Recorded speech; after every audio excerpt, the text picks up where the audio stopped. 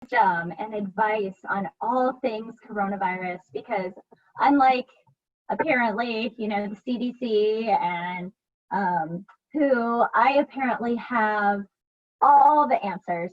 Just kidding, I definitely don't. But I'm going to take my best shot at answering questions that have been at the tops of people's brains. So tonight, here's what we're going to cover. As I said, we'll have time at the end, a half hour for questions. So first things first, what are some of the major things that are happening in the changing landscape since COVID hit and has extended into not just the impact on class of 2020, but now very clearly will be impacting the class of 2021? Two main things: test optional. So this was a lesser known phenomena in college admissions pre-COVID, and now it is something we're all hearing about. 3/5 of the four-year colleges and universities in the US are now test optional for fall of 2021. That's huge. Prior to this, it was just maybe in the couple hundreds, and now we're talking about 3/5 of the schools all across the country. So schools not requiring ACT or SAT for admissions. So that website that I put there, fairtest.org, this is a comprehensive, updated weekly website that will have a list of all the schools that have gone test optional. And I feel like the surge has slowed a little bit because there has recently been an ACT and an SAT that was able to be administered in at least 50% of the country. But through the summer and the spring, so many test administrations were canceled that schools, it felt like daily, were announcing test optional policies.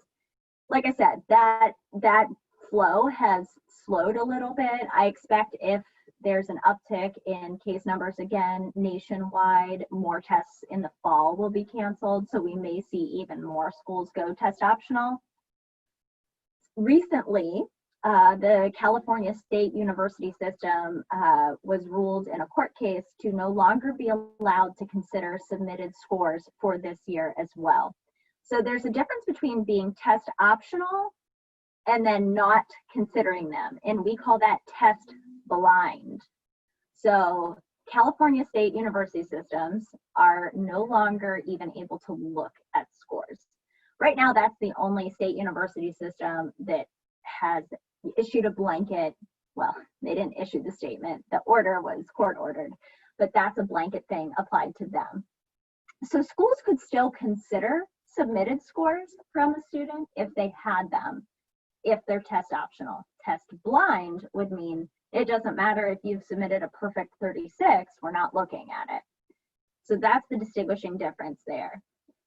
And then how does this impact the admission processes? I have several slides on just test optional all on its own. One of the things that is happening recently is it's forcing schools in the admissions process to look at other variables weighing into their decision. So on one hand, I actually think this is a very positive thing because for my entire career, I feel that testing is very tilted to families who can afford test prep. That doesn't mean you shouldn't do test prep if you can afford it, but it means that a certain demographic is usually disadvantaged in the testing world. So looking at other variables is a great thing when you think about this, wave of test optional. I think that it has also relieved some anxiety in students who maybe aren't the world's greatest test takers, and maybe they only had one time to test last fall. Let's say they're a senior this year and they tested last fall or last winter, and those were kind of their like, give it my best shot scores without really doing a lot of prep type of test. And so now that they don't have to submit scores, I think there's some anxiety relieved. However, I think it has exacerbated anxiety from other students. I've had 2 students in my current client load who spent the summer doing what I've coined chasing scores or chasing testing, and they're they would basically get a test canceled and then turn around and try to schedule for the next one. And it just led to this very exhaustive cycle of continuous prep all summer long, but not sure if your work was going to pay off. So at this point, test optional will be something we'll talk much more extensively in a future slide, well, a couple slides. But I put the ACT and SAT established dates on here simply because I want to illustrate what a stark change this is in the world of college admissions. SAT has been used in college admissions for almost 100 years, which is crazy. And now the world of college admissions is being forced to look inward. And I think that's a positive in all of it. The next thing in the changing landscape are post-secondary plans. And I don't have a ton of data on this yet, merely because we're experiencing this in real time right now. In fact, the National Association for College Admissions Counseling had someone appointed to simply gather the data of enrollment information from the class of 2020 who would be enrolling, like moving into campus either a couple weeks ago or right now currently.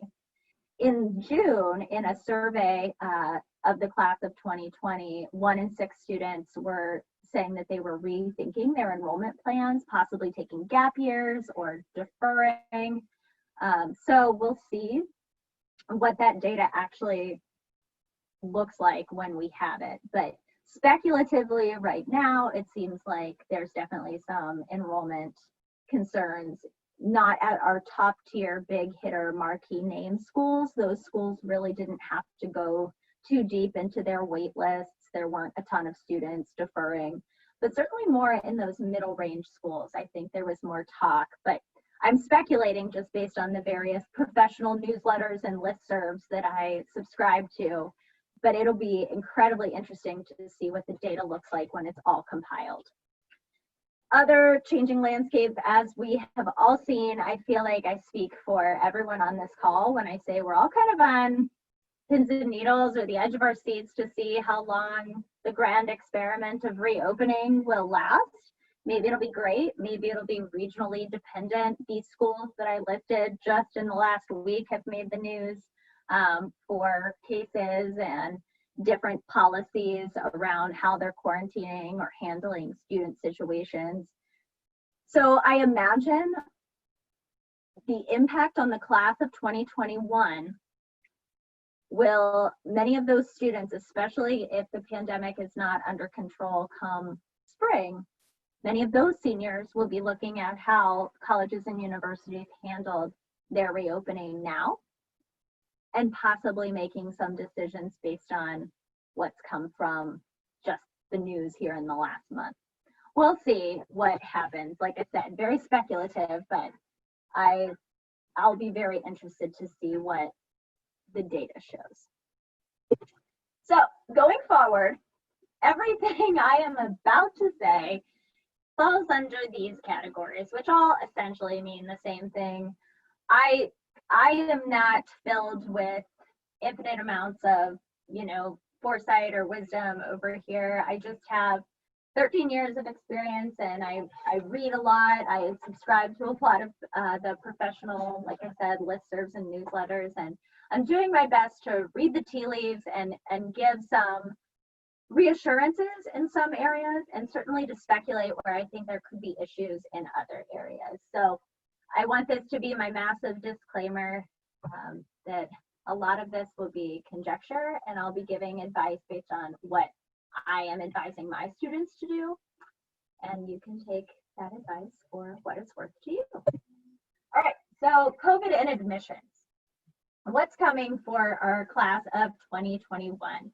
As I said previously, without the use of test scores, it's almost a guarantee there's going to be much more emphasis on grades and coursework. Grades and coursework were already more important in admissions than test scores. Test scores were a close third, but the grades a student has in the courses that they've taken and challenging themselves appropriately in those courses will now be front and center. Other areas that will move up in importance are going to be the qualitative informational pieces about a student. So essays and letters of recommendation. I cannot stress enough how much more important an essay will be now, because one fewer, like if the testing equals, 3 data points, let's say, the essay has to slide into that place. And then qualities and character. Colleges are going to be looking at those essays and the letters of recommendation and a student's activity list, which is part of their college application, to really get a sense of the student's character and what qualities comprise them and what kind of person they would be admitting to their campus. Any additional qualitative materials that students can submit. So oftentimes colleges will allow, not every school, but some schools will allow for optional submission of materials, perhaps like supplemental, like a writing portfolio or a piece of music or a piece of instrumental, vocal, or even performance art in terms of theater. Sometimes there's options for an art portfolio. Anytime a student can submit something more now, they absolutely should. That does not mean for your student to email their admissions officer and submit unsolicited materials. No. But if their application allows for optional materials, sometimes that's a resume, they should do it if those materials will highlight a different aspect of that student or add even more dimension and depth to your student. So the question of what to submit, if a student's resume is just a word for word copy of what they've put on their activity list, it's certainly not worth submitting. And I have some students where, they're 17, they're 18, their resume is not some 3-page, dossier. It's simply a page of things they've done in high school, and that's perfectly fine to just do the activity list. But if you have a student who has many worthwhile activities or accomplishments that can't be reflected elsewhere, they should upload that resume. That's the one I see the most often. That's why I spent a lot of time on the resume. And then, as I said, the optional materials, what best represents them. So even if they're not auditioning to be a theater major, but their school allows for the submission of an art portfolio in some way, if the student is strong in that area or it's some other dimension that's important to them, they should do it. But again, it needs to be important to them. Don't do it just to do it. I could say I'm a performing arts person, but I've been in one play my entire life. No. Only if it's something that is part of who they are. So this quote down here is just something that I placed here to highlight the importance of the qualities or the attributes. So school is really finding it more important to look at the character attributes. And this was from February of 2020. So this was pre-COVID, and it was already something schools were looking much more closely at. All right, COVID and admissions. I know I said I have a whole couple slides on testing, and I do, but testing has been the question at the top of everyone's brain lately, so that's why it's gonna make a couple appearances. So testing might matter. So remember earlier when I said test optional, yay! There's an asterisk next to test optional. And some schools may still require testing, possibly for admissions. That's why checking the college website and that fairtest.org website before you make a decision about whether to submit test scores or not is important. But also, let's say a school is not requiring test scores for admission, they may require them for scholarships or special programs. So special programs would be like an honors program or some kind of integrated pathway program. Nursing and engineering, commonly I've found, even if a school is test optional, nursing and engineering majors still have to submit test scores. Bowling Green State University for admission still has not rolled back their to test optional. So now I should caveat, that was as of 2 days ago when I put that in there. For all I know, they have since then, because that's how quickly the information is changing.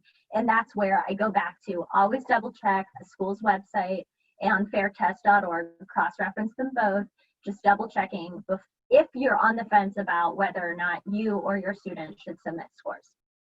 So keep in mind, testing might matter. The other piece now is speculation. What do I think will happen with admissions on a broader scale?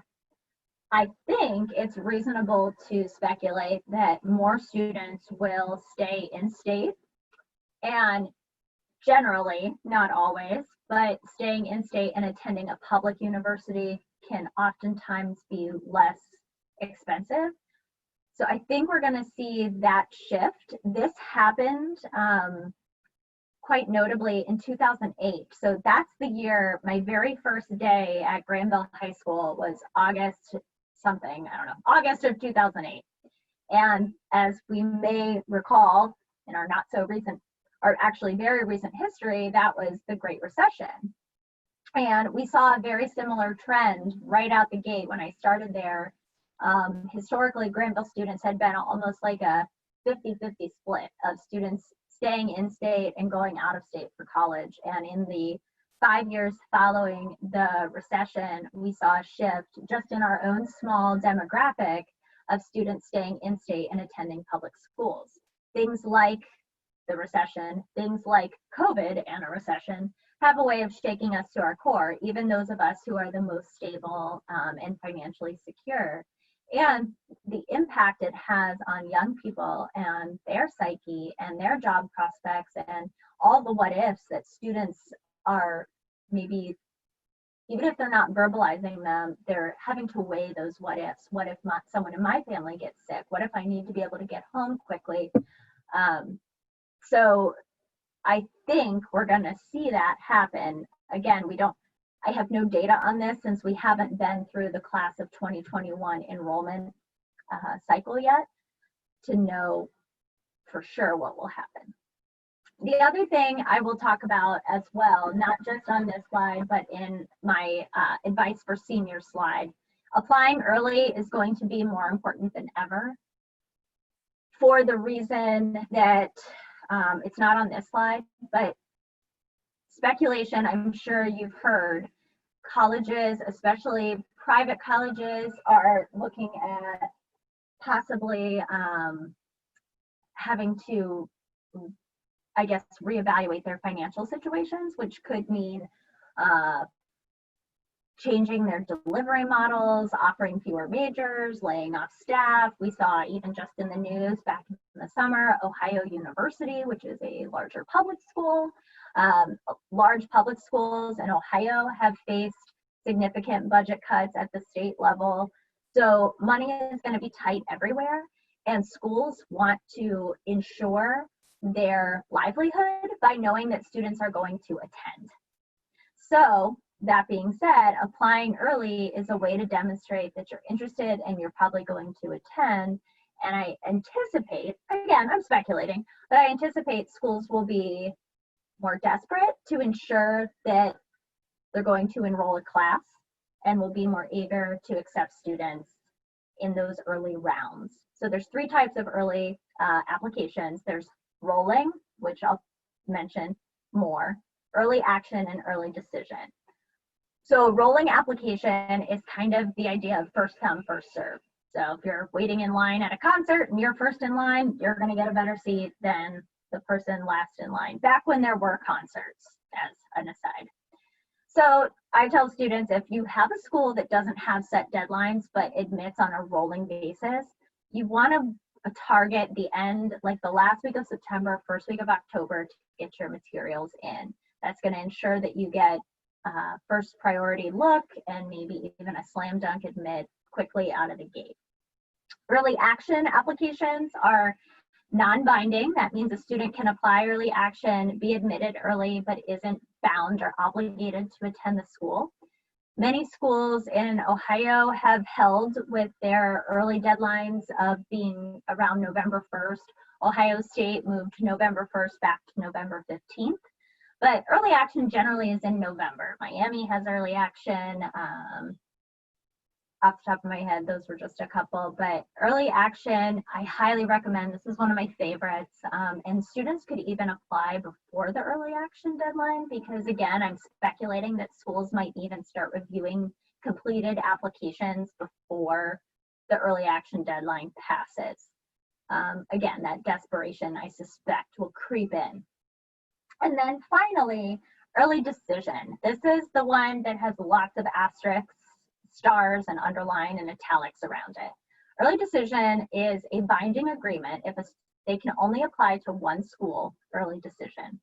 And if a student applies to a school early decision, they're obligated to attend if they're admitted. Now, of course, there's extenuating circumstances that could dissolve that agreement, but I'm not going to go there, nor would I encourage anyone else to.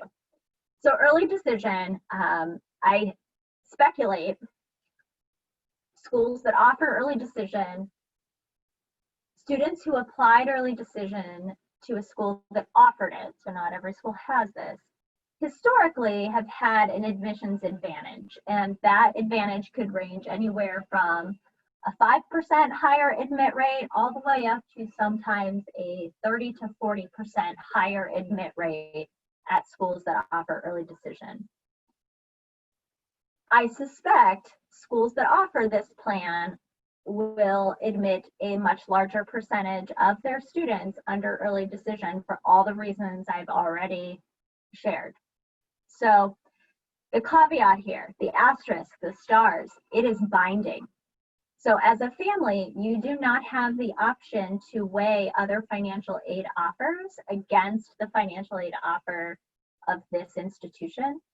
So that's always the catch. A student should only apply early decision if they cannot see themselves at any other school on their list. That's their top school, that's the winner, that's the #1 choice. A student should also not apply early decision if they need to be able to compare those financial aid awards. So that's my caveat on early decision. I'm happy to talk more in depth about it, but I wanted to make sure that was stated. And then financial aids. This is another big one. The FAFSA and the CSS profile, which is a much smaller percentage of schools that require it, but the FAFSA, the free application for federal student aid, opens October 1st. Absolutely get your FAFSA filed at every school to which your student is planning to apply as soon as you can. This year more than ever. Schools that schools start working on financial aid packages early. And the earlier you get your information in, the sooner they can put together an award. And even if they haven't sent the info to you or your student yet, that money has now been tied to your student. It's almost like the end of the rainbow, the pot of gold. If you're the last one to the pot, there might not be much, if anything, left. And with funding and budgets being cut, the earlier you can get that FAFSA filed, the better. Okay, and then this is just another story, another little link for you. I'm happy to send the presentation out. I put my email, as I shared at the top of the presentation, in the chat. So if you wanted this email, I am not stingy with this stuff. I will happily send it to you so you can click on all my active links and go to all the websites. But there was an NPR story just mid-August about how COVID has upended college admissions that was really good. So it was only like a 15-minute lesson. All right. COVID and testing. So top of everyone's brain usually is testing. And the way I broke these next few slides down, I broke it down by grade level. So I'm starting with seniors since they're, of course, the most impacted right now. And that's everything as it relates to COVID, what's happening right now, because tomorrow it could be different. But right now, it's our seniors who need the most TLC around figuring out this process. So for this year's seniors, as I said at the top, most colleges have implemented a test optional policy. Why? Because every kid has been impacted by testing, most likely throughout the last 6 months. I have one student of all of my students that I'm working with this year who had all of her testing done pre-COVID, one. So every other student had maybe a test, and then they got canceled and rolled into next tests and all that good business. So that's why so many schools have done it. It's the right thing to do.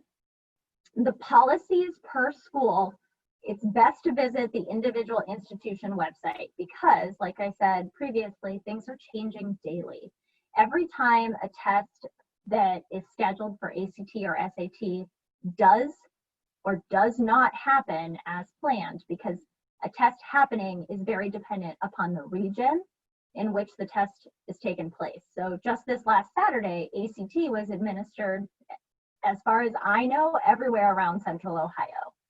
But there are parts of the country where test centers were not allowed to open or could not open. Therefore, you want to check what the schools your students applying to, what their test policy is. And there's a couple caveats to that. Is their testing policy such that do they want the scores? Let's say your student has scores and they want to send them. Do they send them from ACT and SAT website, or do they just enter them in the self-reporting part on Common App? Every school, college, or university has indicated how they want to receive those scores, if they'll allow for them to be self-reported or if they want them sent from the testing website directly. And that's if your student chooses to send the scores. If your student is choosing not to report scores, everything I just said is not significant. But if you have a student that's planning to submit scores to all their schools or some of their schools, then it's really best to check every single institution's website to determine how they want to receive the scores. Do they need them officially, or can they just self-report them in Common App? Some schools will expressly say that they will not look at a score submitted officially. They only will look at the Common App, or vice versa. They won't look at the self-reported on the Common App. They'll only look at them officially. Yeah, I know. If you're thinking right now, oh my gosh, there's so much to track and keep track of, it is. And it's a process, and it definitely takes time. As I've said before, it's a fluid situation, so I can't underscore enough, always double checking each institution's website. So the million-dollar question, do I send my scores or not? And if so, do I send them to every school or some of the schools? I'll use a student I'm working with right now as an example. Her score is solid. She only was able to test in the spring before everything shut down. She was able to take the ACT administered at her high school, and she scored a 27. So first time out the gate, 27. She spent all summer chasing testing, had a really difficult time, couldn't get scheduled anywhere.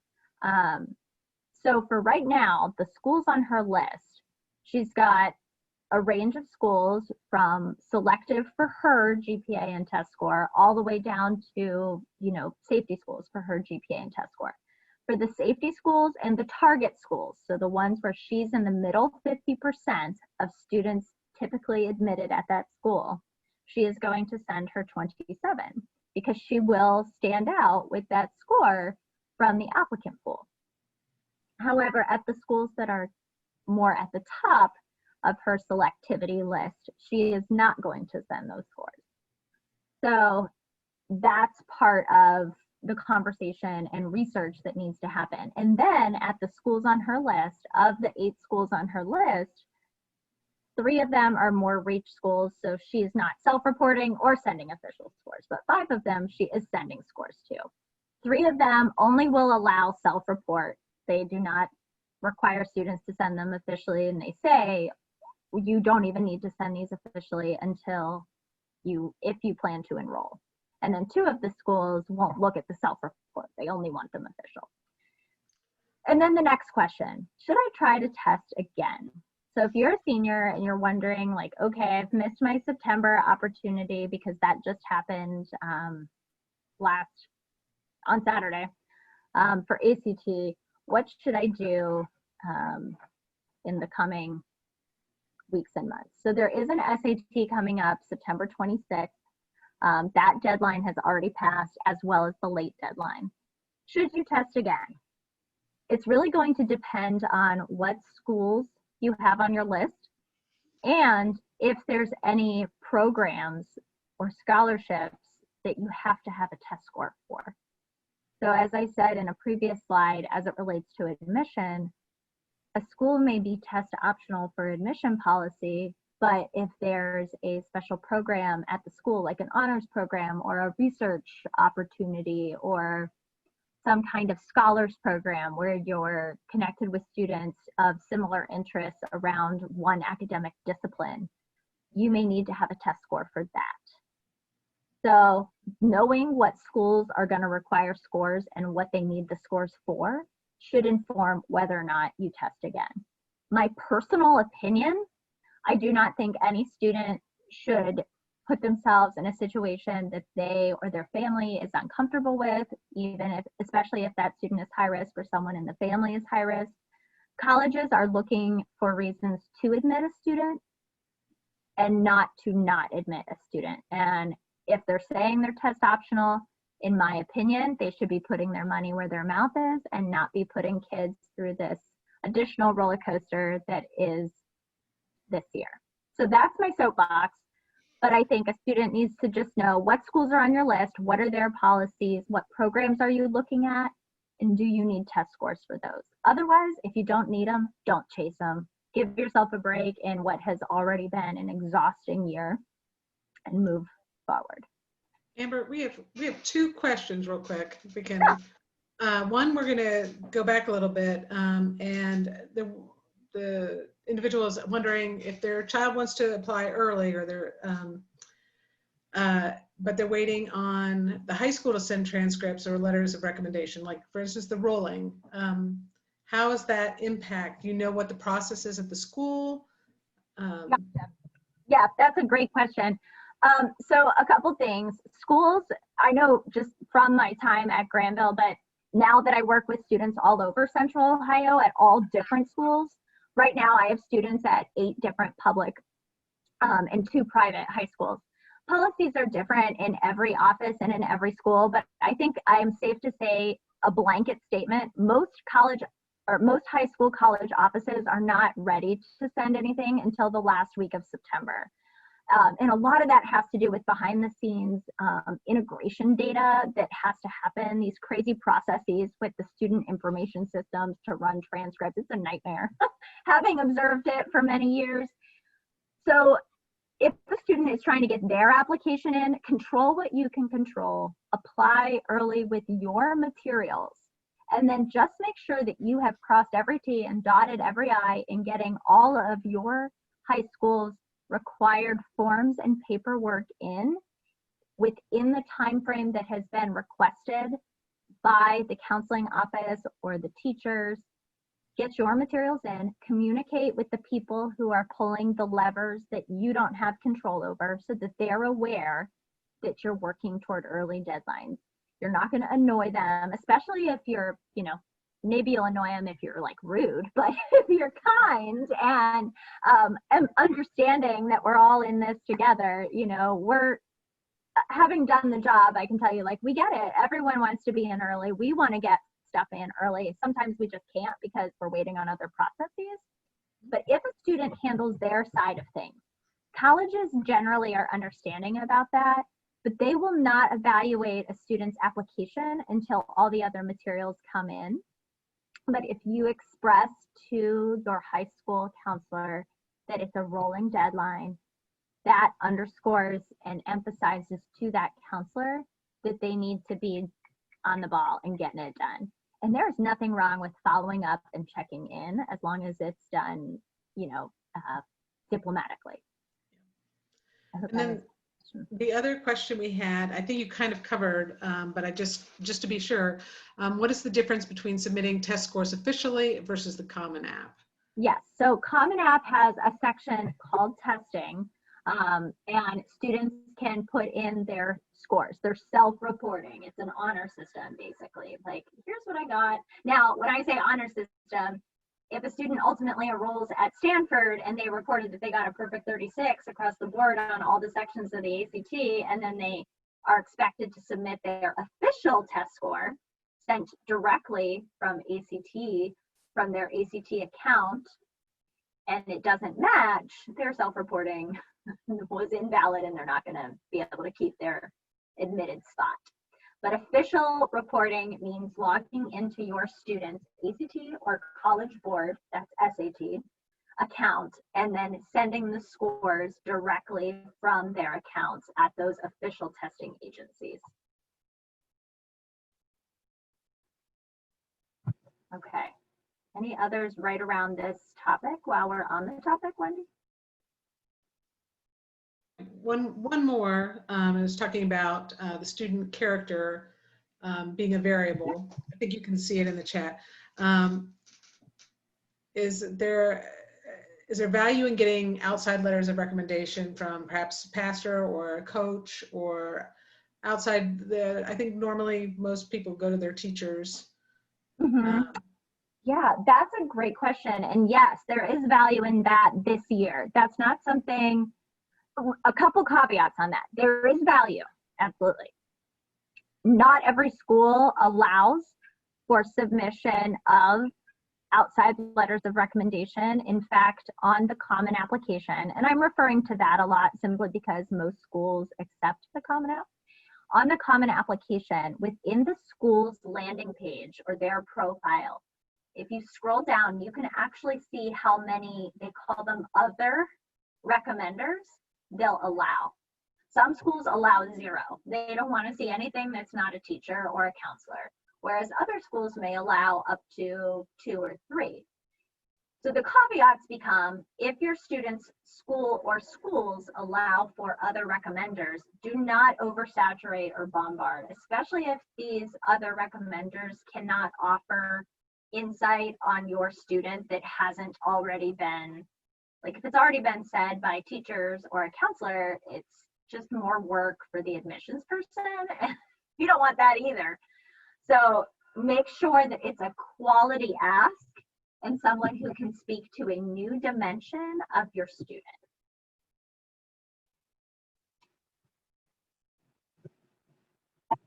All right, let's go forward. There we go. All right, so on these next slides, I'm going to cover these 3 bullet points as it relates to testing. So if you're on this call with your junior, my juniors, I am telling them right now, this is the mantra to keep in mind, this top bullet: prepare for testing this year the way you would have prepared in any other year. We have no guarantee that test optional policies will continue. I do know that a lot of schools are using this as an opportunity to pilot test optional, and I'm hopeful that it will stick, because I find it to be an incredibly stress-inducing and financial strain for a lot of families to take on, and a lot of students to take on. So it would be great if it lasted. I'm not terribly optimistic, but that would be my hope.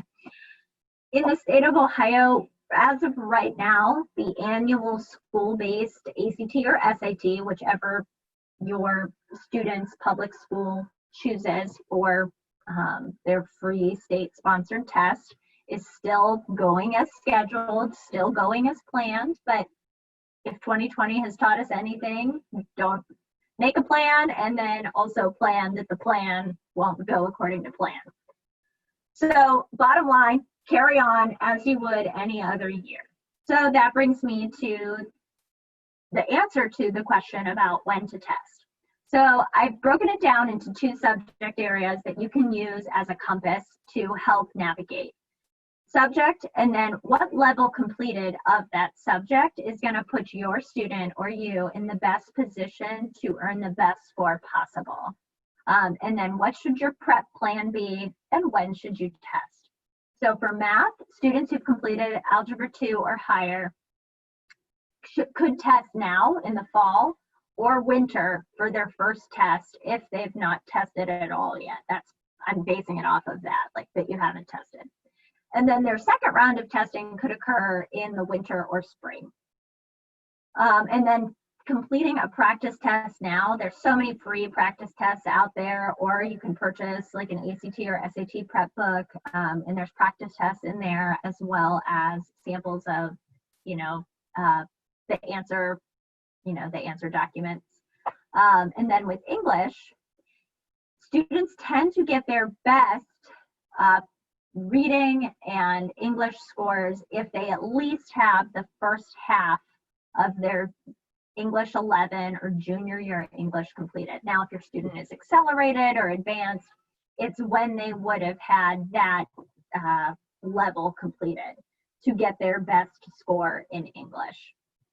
And then again, practice tests can start now, testing for the first time sometime in the winter, and then winter or spring for their second test.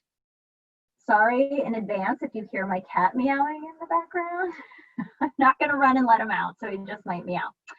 Okay, so that's a way to just gauge where your student is at, plot it on a map, and figure out from this timeline when the best time to test will be. There will never be a perfect time, so let me just get that out of the way too. You're never gonna strike at exactly the right moment with math or English. That's why testing multiple times is important. And when I say multiple, I mean 2 or 3. I don't think you need to do overkill and go into like 5 or 6. And we don't even know with COVID if that'll be possible. But at least getting that first test under your belt. So here's what we have for our upcoming fall test dates. I'm gonna leave this screen here, and I am gonna go let out that cat that I mentioned, and I'll be right back.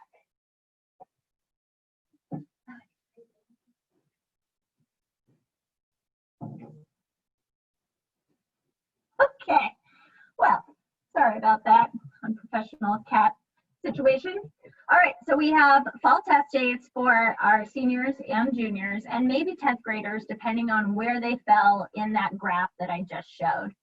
So we see what's coming up. We see that for the October tests, there's no late registration. So all of these October tests, ACT added extra ones this year, and they are not allowing late registration. So the deadline is the deadline. And then in December, we're kind of back to business as usual. There's not added test dates through the winter months at this point, all of which is subject to change. SAT has 2 remaining dates for September and October. And I highlighted this down here because if your students interested in the October 3rd test, the late registration deadline for both of these is today. Like by 11:59 p.m. is the deadline. So if they're planning to test, gotta register ASAP. And then we have the remaining deadlines for November and December. And this is a return to quote unquote normalcy in the testing world, is 1 test of ACT or SAT a month. The fall is very front loaded, made to accommodate seniors who have been, as I said previously, chasing testing, and juniors who maybe are already have Algebra 2 under their belts and feel like they want to get a test or 2 in here in the fall. Just because there's opportunities to test doesn't mean that your senior should try to get one of these October tests. If you'll note, from the 17th onward, they're all cutting it very close to any November 1st deadlines for those test scores to even be included in a November 1st application. So I've advised my seniors who were asking about October tests, if you have a November 1st deadline and you're trying to get these scores by then, that's not going to happen. If you test and you're able to get the scores for later deadlines and you like the scores, you can use them. But that's really down to the student at that point. And if, students are now, for the first time in 6 months, working harder than they've worked in quite a while, and adding testing in could also just be one more stressor in an otherwise very stressful year. As far as PSAT and pre-ACT, these are on as planned as of this minute. So again, that's the caveat. It's hard to know what will happen tomorrow, let alone next week with all of this. But as of right now, the second week in October is the primary test day for PSAT. The big shift this year, there's always been a Saturday date and an alternate date. And it's really your school. It's their choice which date they administer. So just pay attention to your school announcements for PSAT information. But there is a new test day, new this year, being administered in January. So for schools that just understandably couldn't get things off the ground, you pretty much have to order the test the minute you walk back into the building in August. So if that wasn't happening for a lot of schools, the January PSAT is a new addition. So just be sure that you know what's happening at your student's school with regard to these practice tests. Similarly, the pre-ACT, another practice test, this doesn't have a specific test day designated by ACT. Schools can choose to administer the pre-ACT anytime they want. So if your school administers the pre-ACT, you'll just want to find out when they're planning to do that. And then last thing on these practice types of tests, absolutely students in grades 10 and 11 should take the PSAT. It's really inexpensive practice with great individualized feedback on each section. And then similar with pre-ACT. All right, this is my last, second to last section, COVID and financial aid. So parents of seniors, this is a big one for you. I mentioned previously the FAFSA opens October 1st. Dovetailing off of my mantra of early is better, I'm saying the same for FAFSA for all of my students. Getting it in as soon as possible is critical. First one to the pot gets, you kind of get earmarked for a little more possibly if you qualify than maybe students toward the end of the race. And yes, if you're sitting here thinking there's no way we're going to qualify, I am encouraging every family to still submit. And this has kind of been my blanket advice always. I think it's important to submit the FAFSA for a few reasons. Financial situations can change on a dime, and you never know if you might need to fall back on the cushion of a low interest federal loan, which you cannot access if you have not filed the FAFSA. So even if you know you'll get absolutely no need-based aid from the government, you cannot access a low interest federal loan unless the FAFSA is on file.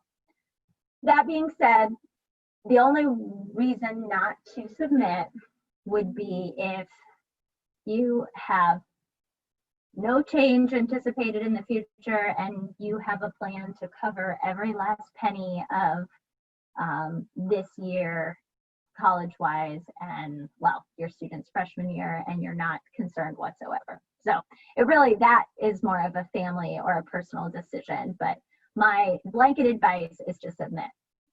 The other thing to keep in mind is the FAFSA is based off of prior taxes. So if a student is applying for fall of 2021, prior is, there's two priors there, so you subtract 2 and you get 2019. So the 2019 taxes are what will be pulled in to your FAFSA. And of course, those may no longer be an accurate financial reflection of your family situation. So the best thing you can do come October 1st is have all your materials ready. Get your W-2s, year-end financial statements for 2019, and then any updated financial info if there have been changes to your income or employment status. You will need every document down to the letter that will need to be submitted in the event that you may need to appeal. So if you have been impacted in some way financially since 2019, and this, it doesn't even have to be COVID, if there's been an unexpected, loss of income, any family who's been through the ringer with this in the past has had to do the same thing. You have to usually appeal your financial aid information because what you're submitting isn't a good reflection. So every documentation, you'll need to have on hand. My other piece of advice is early is better. I've said this many times now, and the same is true for financial aid. So your student, your senior, you know what schools they're submitting the FAFSA to. When you submit that FAFSA to school XYZ, my advice would be within the next week to contact the financial aid office at every school to which your child is applying to let them know your updated financial circumstance. Now, this may not apply to you whatsoever, in which case you've made it through 2020 in this aspect relatively unscathed, which is great. But if this does apply to you, please heed this advice, because when you come knocking in May saying, well, actually, that statement I submitted back, the FAFSA I submitted in October isn't accurate, and now it's May, money has already been earmarked, designated to go to other students, and allocated elsewhere. And it's better to be on the front end. Even if they can't help you right then, they can at least make a note or reassess the situation. So these are people who work in the financial aid offices. This is what they do full time, is counsel families on financial aid. So it's okay to call. Just a funny little cartoon for your amusement. Some speculation now. Budget cuts. I've mentioned this previously across this state, and I imagine many other states have been impacted as well. Higher education institutions do get a cut of money from the state government, and there have been significant cuts there. So smaller financial aid packages, if you are a family that has need and would have in previous years maybe gotten significant need-based financial aid, those packages may be smaller. Schools may not be able to give as much need-based aid. There may be more gaps in the funding. The gap is the difference between what a school can provide in financial aid and what a family can afford to pay. So that's why I go back to having that FAFSA on file, because a low interest federal loan is only available to families if they filed the FAFSA. Schools may close, merge, or change their delivery model. Schools that can be nimble and adjust quickly are going to come out of this in better shape than schools that are poorly managed or have been operating in the red. There have been several different publications that have come out with evaluations of schools' financial situations. The one I go by quite a bit is Forbes. They publish one every year in November, which is not helpful right now because the one they published last November may in fact no longer be accurate, but every year they publish a financial report card in November on the top, and I say top, but I mean like 1,500 different universities and colleges in the country. So if you're concerned and your student has applied to their schools or is applying November and December, definitely look for that Forbes grade card, because you'll be able to check and see what grade Forbes has given their school. It looks at their endowment, if they've operated in the red, what they spend per pupil. It's a pretty comprehensive report. And then this last point, and we're so far off from May and June that it just feels like we're never going to get there.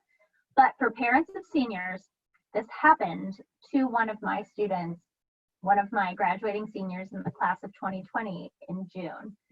It may be possible to get more aid in May and June. Now, don't misunderstand. Still apply early, still submit your FAFSA early, still go through the appeal process early, do all the earlies. But don't commit to a school necessarily unless your student hands down is like, yes, I'm going there. But I had a student in June this year who both of her schools had extended their decision dates, their reply by dates, to the end of June. And she was really back and forth. She couldn't go for her admitted student days or any of those things. She couldn't go for her visits. And she was back and forth with them, and a school, in an effort to ensure that they could get her to enroll, they, at the last minute, threw like $8,000 more onto her financial aid package. Her dad was just going back and forth with the financial aid office and the admissions office. He wasn't trying to like bargain. He just was like, she's really torn. This is her top choice, is the most expensive. And they were able to put more money on top of it to incentivize. So just keep that in your back pocket. Kind of interesting. All right, last one. This is my last one. COVID and campus visits. This happened to juniors last year, and they are now seniors. Many juniors do their campus visits in the spring of their junior year and in the summer following their junior year. And of course, many schools were not welcoming people to campus. Their admissions offices were closed down. Their visitor centers were closed. So now these same dear darling juniors are seniors trying to apply to schools relatively sight unseen. So here are my tips. And our very eager current juniors and current sophomores can follow these tips as well. In fact, I would encourage all juniors right now to start researching, because we have no idea if they'll be able to get onto campus this year either. So virtual visits and virtual info sessions. COVID has required schools to quickly become tech savvy, and so many schools now have virtual admissions info sessions on their visit website. So that's what I have there in the first bullet. And then they have, more schools have virtual tours through a company called UVisit. They're quite nice 3D virtual tours. Again, nothing beats the actual experience of being there, but it's something. And then more and more schools, I've watched this slowly like unfurl throughout the spring and summer. Schools have added bonus virtual sessions. There are these pre-recorded, maybe a departmental chair of the English department gives a 40-minute presentation on the English department. There's student panels. Then you can also do live Zoom meetings with your admissions counselor. So schools that haven't offered stuff like this in the past are now offering them virtually because they can, and it can be pre-recorded. So attend any of these at schools of interest that your student has, as many as possible, because the other piece is this is tracked by colleges.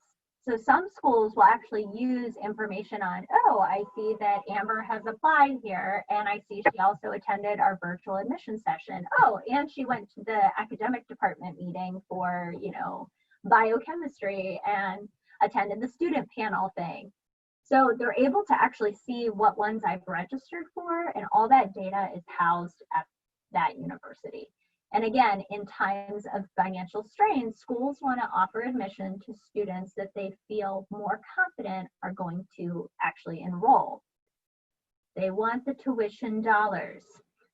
Other things that you and your student could do, you could walk the campus. I've had families who still are treating this whole process like it's a campus visit. They just don't get to go to the info session, but since the weather currently is relatively nice, families can go and print a map in advance and walk campus. They might not be able to go into buildings or classrooms or residence halls, but they can at least get on the campus and feel what it's like. Virtual college fairs, there are several coming up. These are the two that I've been to lots of virtual fairs, and I feel like the NACAC and StriveScan do the best job of offering, they're free, but they offer a lot of quote unquote bang for your buck. You can go to different info sessions while also dropping into different admissions booths. All of that information is tracked as well. If I go to a college fair and I check in at 6 different booths virtually, that school now has me in their system. So it's annoying to suggest that you have to still play this game in a pandemic and demonstrate interest to these schools, but it's something that can also help with the student, on the flip side, learning more about the school too. So I guess it's okay. And then other things, there's a website called Campus Reel that actually has students speaking about their school, and they're very real on the reel. And they're talking about everything from the social scene, i.e. party scene, to the academic scene, to the athletic scene. So it is very real. It's appropriate, but it's just a very like authentic expression of a student talking about their school. I don't get the sense when I watch those videos that they're hired tour guides by the school. Other ways to research, almost every school has a YouTube channel. They all have the social medias, all the socials. They have their website. Depending on what school you or your student attend, Naviance, Score, and College Board are all college search tools that can be used for research. These were all in existence pre-COVID. The things I mentioned before are a little bit more COVID specific. And then this last slide is just demonstrate that interest, people. We got to get that interest out there because schools are stumbling around blindly trying to find students. And in the past, coming to campus was like a slam dunk way to know that you were interested. Now you've got to work a little harder to demonstrate your interest, but a school has to work harder to find you. So make it a little easier for them and follow them on the socials and go to the virtual info sessions. All right, my last couple slides are just a couple pro tips. A lot of it I'll be reiterating things I've already said. Dear seniors, early is key. Applications for everything, all the things early. And then even be early for your deadlines if you can. So I say if you can because I realize they're multidimensional, dynamic human beings that have more going on than just applying for college. But be early if you can. Subscribe. This is how we demonstrate interest. The listservs, the socials, the newsletters, the emails. But it's also extra important this year because if a school makes a change to their test policy, let's say, or maybe a fall visit day has to be canceled or moved, you want to know about that before you show up on campus. Families, if you think you'll qualify for need-based aid, and your child could be merit eligible too, meaning they have usually a 3.0 to a 3.5 GPA or higher, and they get scholarships based on their GPA. Be sure to apply to schools that are generous with both merit aid and need-based aid. And my favorite website to find that information is collegedata.com. It's free. You have to make an account, annoying, and we live in the world of making accounts now. But search for the school that your student's interested in, click Money Matters, that tab, and if you scroll down, you'll actually be able to see what percentage of students get need-based aid and what's the average amount of need-based aid and what percent of students get merit aid and what's the average amount of merit aid.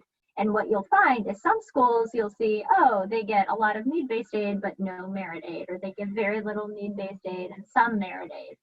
I like schools for families who have need and a child who's maybe relatively or very high achieving. I love those schools that are both. Case Western, I'm not trying to plug them, but that's one that I love because they offer both. So collegedata.com, Money Matters, the real deal.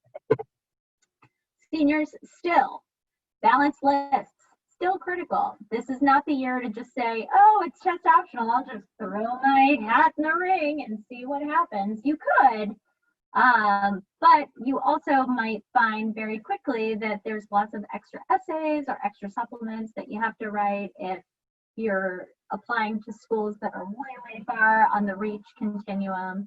And here's the thing, schools are still going to be looking at the GPA and the curriculum. So if you don't have the strong curriculum and you're thinking this will be my year to apply to Harvard, and you haven't maybe challenged yourself, or maybe you don't have a really strong GPA, this isn't necessarily the year to do that either. Additionally, transparency between parents and students. Parents and students need to have conversations around, well, just because that school is not requiring test scores or just because this is a crazy year doesn't mean you can apply to schools in, I don't know, like Wyoming, and maybe you have no desire to let your student go to Wyoming. So have those conversations on the front end. Two things on essays, seniors. The why us essays are more important than ever before. Not every school has this extra essay. Few schools have an extra essay, but for those that do, and if they ask some version of why do you want to come here? What about this school is appealing to you? What do you hope to achieve at our institution? These are all thinly veiled ways of asking why us. This essay is more important than ever before. This is the time to show why that school made your list. And it's about doing research in all the ways I just mentioned that maybe aren't true campus visits, but are still ways to research a school. It's about doing research and clicking at least 3 to 5 clicks deeper than the landing page of the school's website. Don't go to the school's website, see that, oh, there's a 32-acre arboretum on our campus, and then that somehow makes it into your essay. If that's on the landing page, it shouldn't be in your essay. It needs to be very specific and detailed about why that school is the perfect fit for you and why you're a good fit for them. So classes that you're interested in taking, professors that you want to work alongside or work with. Maybe there's a specific program of interest to you. So it needs to be 3 to 5 clicks deeper than the landing page. Third main bullet point, the COVID essay. This is new this year. Within Common App, they have added a special essay. It's optional, so it's not required. And it asks, it gives this caveat statement of some people have been significantly impacted by COVID. Every student I've worked with who's a senior right now has asked me if they should write that essay. I only have one student who, and it's not my place to judge, but her family, like dad lost a job, her brother got COVID, like there was a significant impact in her life as a result of the pandemic. Students who maybe had to get creative about ways to stay engaged over the summer or had a school trip canceled, like those aren't, yes, you've been impacted, but those would fall maybe more under like an inconvenience. So I've really tried to encourage students, like, were you impacted or inconvenienced? And the essay should not be, what did I do on my COVID staycation? It really should be like an impact statement. So most students that I'm working with are leaving that one blank. So just because it's there doesn't mean your student should answer it. However, if they have a compelling, and compelling is the wrong word, if they have a situation that really warrants explanation, they should. And situations could be like really struggling with the move to online learning in the spring, and maybe their grades tanked and that shows on their transcript. That's absolutely appropriate. Or like I used with the student that I'm working with, that example is appropriate as well. And then I said this already, contact financial aid offices. Don't be shy about it. Don't be surprised. The earlier, the better. And then this is something I've not mentioned, but COVID burnout, I anticipate, I'm speculating, that will be a very real thing for financial aid officers. They're probably going to be working with a huge volume of families who have been impacted. So if you can kind of get in there sooner rather than later, you might get a little more, I guess, positive energy. All right, juniors and eager sophomores, your pro tips. I said before, proceed as though everything is going to go back to the way it was before. Test as soon as it makes sense for you and your student. The lesson we learned from 2020 is early is better. No junioritis, my dear juniors. It's been hard because you've been off of traditional school for 6 months leading up to this current month, but you've got to spring back. No matter what happens this year, colleges will not be as flexible. This is my speculation, but I highly doubt it. Like, we all know what we're dealing with now. Schools aren't going to be as flexible for class of 2022 as they were and will be for class of 2021. So we can hope, but don't plan for it. And then continuing to pursue personal best academically. We have got to rise above the circumstances as best as possible. That I'm not trying to say that to negate major mental health or family situations, of course, but doing what you can within the world in which you exist to achieve at your highest level possible. And then, of course, beginning to research the virtual tools that I just went through, using those to do research. And then activities. Let's just pretend that testing still isn't a thing by the time juniors and even maybe sophomores apply. So make some lemonade out of this situation. Use your platform, who you are in your school, in your community, in your family. Look for ways that you can make a positive impact in some way. Think outside the box.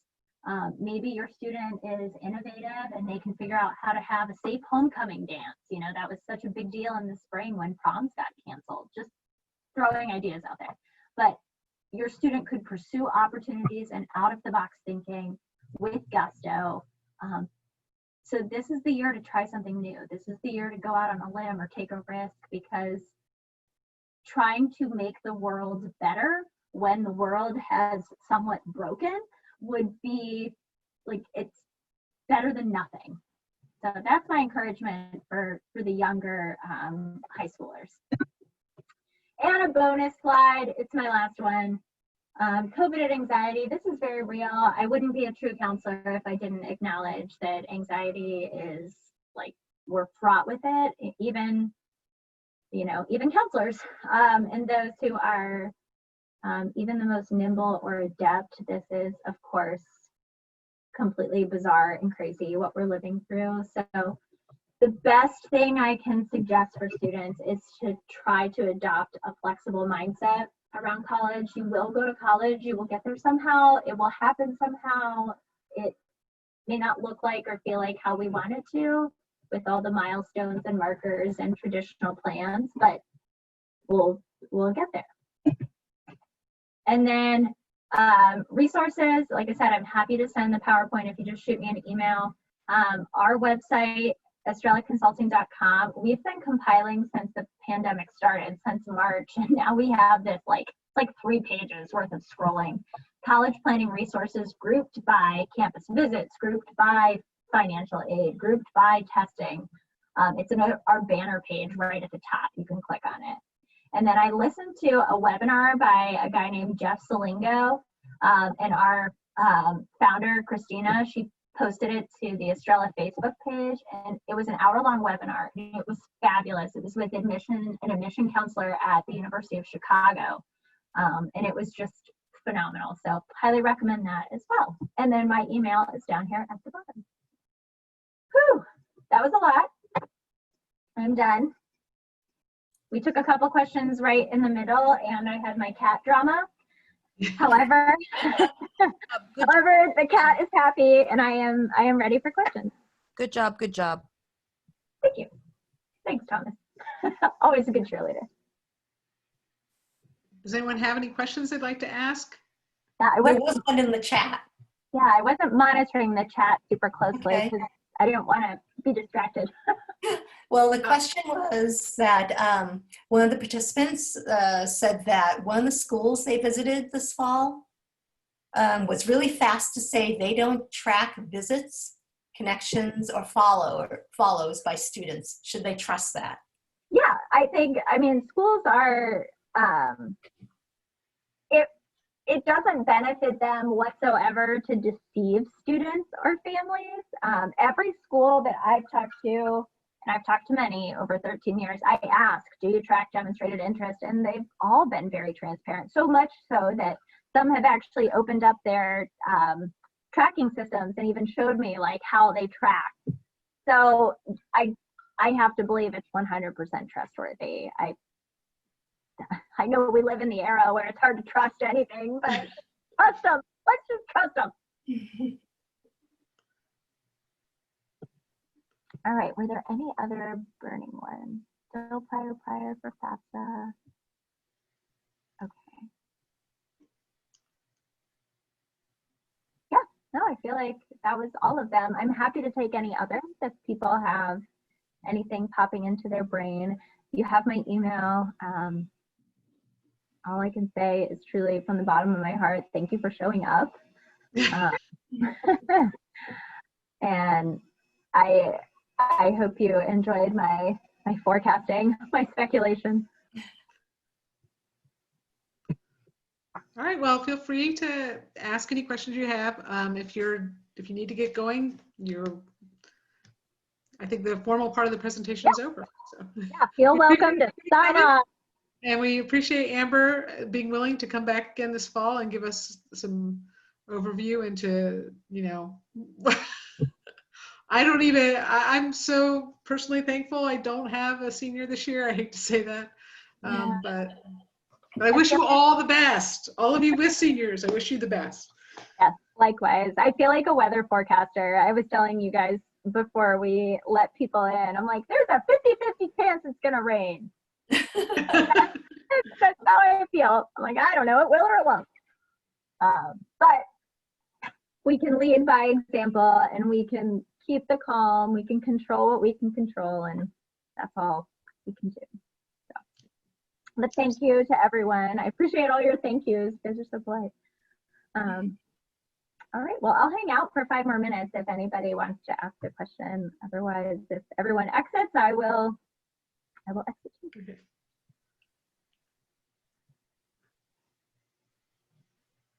I just realized I have to do this whole process again one more time. This kind of Well, I'm me. a senior this year, so. Yeah. Shocked me into it. I was like, oh, that's right. Just scheduling the ACT again, or the SAT, or, don't forget your calculator when you're in Pickerington taking the test. I've advised students, I mean, it's not so much now, but in the summer when Franklin County was red, I was looking at, I'm like, schedule counties that are, yellow or orange, which is like ethically, I'm so conflicted because I'm like, I don't know, you're carrying yourself into another county now, but like these were my 2 kids who were chasing testing all summer, and like we were strategizing and. No, that makes sense. Yeah, they all got canceled, so it ultimately didn't matter. We never took them, but we had all the strategies. So, yeah. Hi, Amber. I'm going to ask a question. Yeah. I unfortunately have a senior.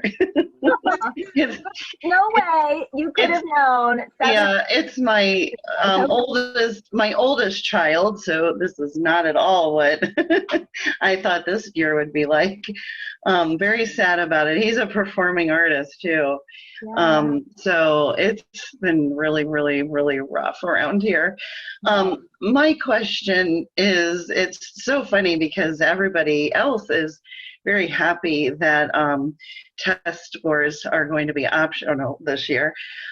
For my particular student, who's a very smart guy, his GPA isn't exactly where he had hoped it would be, and he was really counting on his high test score. So unfortunately, he was only able to get in 1 test last year, and it was good. It was fine. I can't even remember what it was, but he didn't prepare, just kind of took it to see what it was like.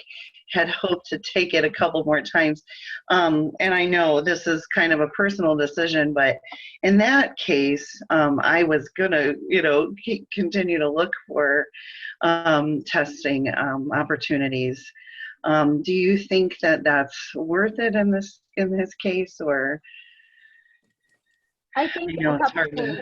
If he's performing arts, and I'll also defer. So we actually, in Estrela, we have a performing arts specialist who works with only performing arts kids. So any student I've ever had who's reached out to me, I automatically defer to her. So, but I do know enough, like, because I did work with kids for 8 years at Granville before Estrela. And Lucy has 9 years, excuse me. Lucy has a student currently, freshman, sophomore. She's a sophomore, musical theater performance. There we go. So she might be able to answer some things, but I know that there's a lot of auditions and things that have to happen. There's so many layers to it. And if things are happening quickly and early, like November 1st, he would only really have one Yeah. shot, Mhm. and it'd be like the October 3rd SAT or the October 10th ACT. Yeah. November 1st deadlines. And on top of that, you don't have the luxury of waiting for the scores and then sending them. You have to kind of go on blind faith. The registration deadline for the ACT is September 25th. If he could take, so if he was my student, I would say, you're really counting on this test. How do you think you would do on a practice test? And he could take a practice test, get a sense of how he's going to actually do, because you're close enough in time to the real test day Right. to get a good snapshot. And if he does better than his previous score, or like in that middle 50% or higher of what he would need, or feels like that's an accurate test, maybe it's worth it to sign up. The registration deadline for the SAT is today. So maybe not that one, but ACT would be the one that he could do a practice test, see if he does kind of performs up to expectation. If not, and if it's too stressful to actually add that in at this point, it would be a not worry about it. I will also say sometimes, now he's performing arts, so the rigor under which his scores might be reviewed would probably be a little less because they're looking more at those additional materials. Mhm. But sometimes having a really high test score but not a representative GPA can also be a red flag. Okay. So there's kind of both things, like a high test score but a mediocre GPA or whatever the case is. I don't know his GPA, but sometimes that can be like an eyebrow raiser. Now, if there's a really sound reason, maybe something happened in his life or in his educational trajectory that impacted that GPA, there's a place on the Common App. It's called Additional Information, and it's under the writing section. I would highly encourage him to write some kind of statement. I've had students that maybe battled mental health or anxiety. They don't need to go super in depth with all that good stuff, but just some kind of statement about like, this is why my sophomore year or freshman year, whatever, wasn't, on par with what I'm capable of, or why there's a disparity between my scores and my grades. There's a lot of places to provide that qualitative information. So I know that wasn't a direct answer, but I would say practice test. If it goes okay and it's up to expectation, ACT. And I would only say the ACT if he can trust that he's going to do well enough that he would be able to just send it directly without seeing the scores before he submits them. And then if he has an opportunity to write about his grades not being at a level maybe that he's actually like very capable of, that would go in the additional info. Clear as mud? No, that was very helpful. I appreciate that. And it's the same as his counselor has mentioned at school. So. Okay. Well, good. Yay. We're all on the same page. But if you have extra questions and you want to email, I'm happy to take time to do that. Thank you. Lucy, where does your daughter attend? Western Michigan University. Oh, wow. Yeah. And my other one is actually my senior will be applying to BFA acting programs. So I'm going to be doing this whole performance thing one more time. Yeah, this is an extra level of stress. Yeah, it's a layer of fun. But I will say, can I add to what Amber said? My understanding and my experience is that most programs are going to base acceptances on the audition versus the academics. There are a few schools that will weigh the academics equally, or they'll take it into a stronger consideration. But from what I've seen and experienced, most schools it'll be mostly about that audition. If it's going to be a BFA, if it's an acting or musical theater, which is what I have a little more experience with. Yeah, that he is interested in musical theater, and I guess I knew that as far as the audition, but I think what we're more concerned about is financially help. So, That's where the score comes into play. right, It's all about the money. right. Of course, all of his reach schools are not affordable.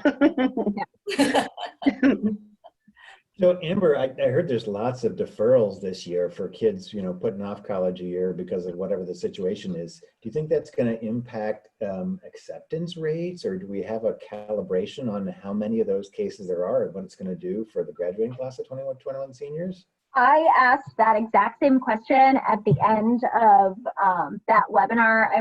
I mentioned at the end of my presentation with the University of Chicago. And it's so very school specific. That's the problem. Like University of Chicago, he said, no, we will absolutely make room we're not going to let kids who deferred take up space from kids who didn't, or from kids who are now being admitted in this year's class.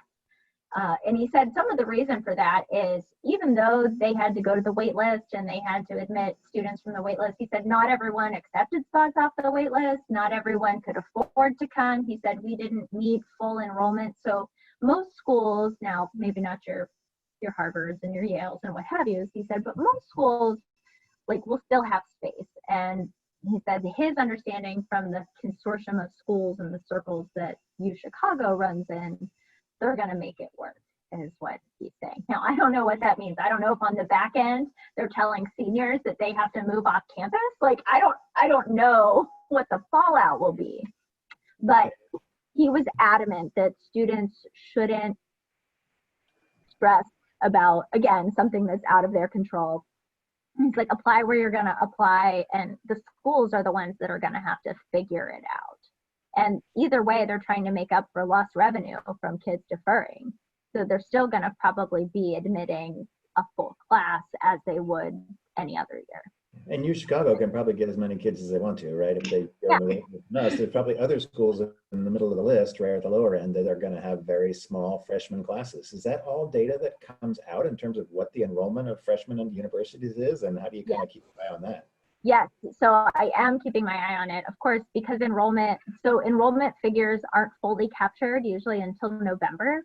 And this is in a regular admission cycle. Lord knows with schools that have had kids move in and then packed them up and sent them away. I mean, you're probably losing enrollments left and right from families who are like, well, if I'm not getting a refund, my kid's going to online community college classes, which makes complete financial sense. So NACAC, the National Association of College Admissions Counseling, collects all the data on enrollment in regular years. They actually have a now full-time appointed person to deal with this just in the era of COVID. And normally in November is when we get the reports on what that enrollment data looks like. I don't know if it'll be November this year, might be later, but we'll see it eventually. We just don't have any concrete numbers yet because even as Wendy was saying, freshmen are moving into schools even this week still. So we don't have a full capture of enrollment for this year's incoming freshmen. But when we do, that'll be interesting. Oh, a good question. Yeah, I was going to mention there's a question in the chat. Should any credence in the universities that are labeled struggle or fail over the summer? Several websites and articles that were talking about universities' viability to thrive. Should we put any credence in those schools that are labeled fail or struggle versus thrive? There was a really fascinating article by, the first name's escaping me, his last name was Galloway. I want to say it was Brian. And I think it was in the Wall Street Journal. And he had written this piece about different data points that he was using on universities and whether or not they would be able to make it through COVID. The problem with his forecasting was that he was looking at past information and didn't have current or future, it's like all things in the world of finance, right? It's speculative. So you're kind of taking historical information and trying to forecast what will happen. It created a lot of like stress and fuss, and I get it because I looked at it too, and I was freaking out about some schools that are on there. But I also am of the mind that we have to see what happens this fall before we know with certainty if those predictions will come true. He was projecting that they'd been operating in the red, so they may not make it through. But he also was taking that data as static, like in the moment, and that doesn't mean that it wasn't accounting for changes to staffing or the way the schools are offering their programs or how schools are managing their money. Like, one would hope a school would be nimble enough to change. However, I do think we're going to see some schools close. I don't know. There's been a couple in Ohio that have been on that Forbes list that I mentioned in the D range for the last couple of years. I never put those schools on students lists. So those would be ones that I'd be keeping an eye on. So I think there's credence, but like a lot of things in this environment right now, we pay attention to it, we note it, and then we see what happens. And in the meantime, I'm not putting some of those schools or most of those schools on students lists because I'm kind of waiting to see. But a lot of those schools have been struggling anyway. And I think this could just be the thing that forces them to maneuver differently. That was a very long non-answer answer. There's credence, but it's hard to know because so much of it is speculative.